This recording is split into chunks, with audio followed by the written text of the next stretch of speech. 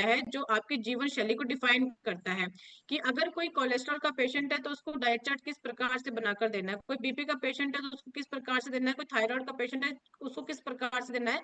और more update के लिए आप लोग हमारी डाइट चार्ट की बुक को भी ऑर्डर कर सकते हैं, जहां पर हर चीज के बारे में आप लोगों को बहुत डिटेल में समझाया गया है।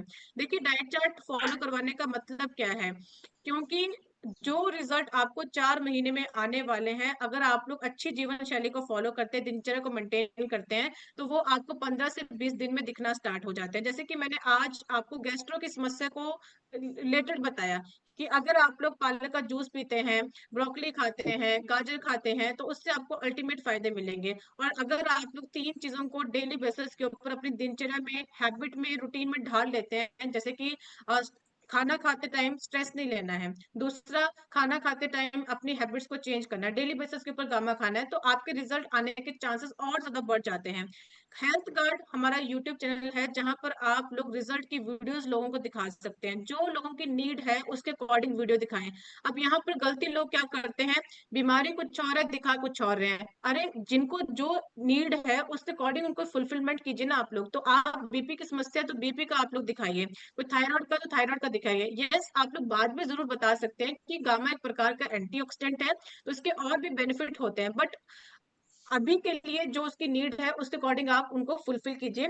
शो डॉक्टर्स वीडियो, डॉक्टर्स की वीडियोस आप लोगों ने दिखाने हैं। एंड मोस्ट इंपॉर्टेंट थिंग, अगर आपके पास गामा की डिब्बी है, जैसे कि ये गामा की डिब्बी है, गामा की डिब्बी के ऊपर एक साइड नोट लिखा गया है, इधर आप स्क्रीन के ऊपर भी देख पा रहे हैं। इस साइड नोट के ऊपर साफ साफ लिखा गया है कि अगर कोई व्यक्ति already high BP, high blood cholesterol, high blood sugar, hypothyroid या फिर कोई डिप्रेशन की दवाई खा रहा है, जिसको एंजाइटी होती है, डिप्रेशन होता है, मानसिक रूप से परेशान रहता है, तो ऐसे लोगों ने अपनी दवाई के साथ साथ गामा का कैप्सूल एड ऑन करना है, क्योंकि गामा खाने से या तो आपकी दवाई की डोसेस कम हो जाएगी, लिखा गया यहाँ पे may require reduction in dosage और even elimination of those medicine, यानी कि ये दवाइयों को बिल्कुल एलिमिनेट कर देगा। तो इतने अच्छे लेवल से गामा खाने से आपको रिजल्ट आते हैं।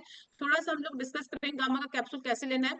देखिए, जो व्यक्ति बिल्कुल हेल्दी है उनको 2 कैप्सूल गामा के खाने, एक सुबह नाश्ते से पहले पानी के साथ और एक रात में खाने से पहले पानी के साथ। सेकंड केस आता है जिनको समस्या है बट मीडियम लेवल के ऊपर है, उनको 4 कैप्सूल गामा खाने हैं। और अगर कोई ऐसा व्यक्ति है जिसे बीपी भी है, थायराइड भी है, मल्टीपल हेल्थ इश्यूज हैं और जिसकी बीमारी बहुत लंबे समय से है, उनको 6 कैप्सूल गामा के खाने हैं, 2 सुबह, 2 दोपहर और 2 शाम को। और थोड़ा सा ख्याल रखना है कि जो महिलाएं प्रेग्नेंट है उनको डॉक्टर की रिकमेंडेशन के साथ गामा देना है। अगर कोई महिला बच्चे को फीड करवाती है, यानी कि दूध पिलाती है, और बच्चा अगर 6 महीने से छोटा है, तो आपने उनकी मदर को गामा नहीं देना है। But in case baby 6 month complete हो चुका है तो आप उनको गामा रिकमेंड कर सकते हैं। 2 डाउट आपको बहुत कॉमन रहते हैं कि मैम, गामा और खाने के बीच में कितना टाइम का गैप है। तो आप गामा जो है खाने से जस्ट पहले भी खा सकते हैं या फिर 5, 10, 15 मिनट का गैप भी ले सकते हैं, टोटली ये आपके ऊपर डिपेंड करता है।